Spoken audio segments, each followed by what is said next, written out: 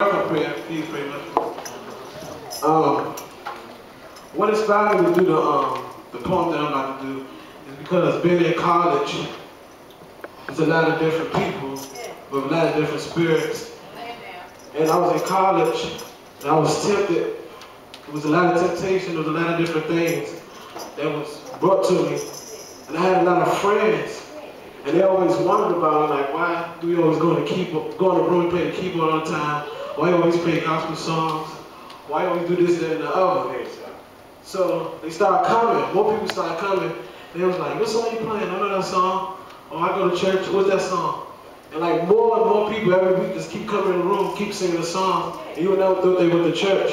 And then before you know it, on Saturdays, we all came in the room and we all like told our stories. Everybody was crying. And I never thought by me just going to college, by being a regular person, that I could draw so many people just by playing a little two keyboard that I really don't even know how to play.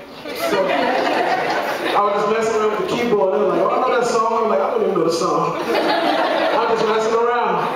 But with that said, I wrote a poem because a lot of people went through a lot of different stuff in their life. And like they talk to me, like I do a lot of people and they like to talk to me. And I was trying to give them like a little counseling, what they could do and pray. All right. And this is the poem. I wrote a little gadget because I've got to do a big stuff. Okay, David.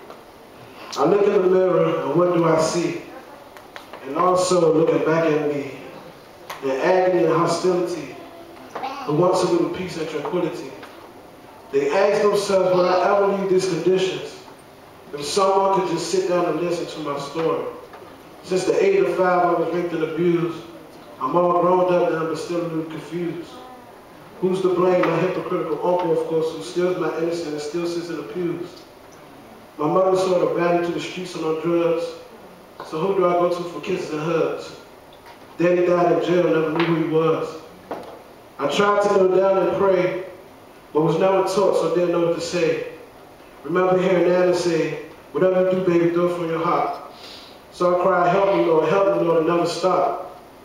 The world was my dwelling place, and the floor was where I seek his face. There was nowhere to run. There was nowhere to hide. So I kneeled on my knees, began begging him, please, forgive me of all my sinful deeds. I began to know God for me, and now that I know that he is real, because I've been saved and filled. Bring my shit for the Lord.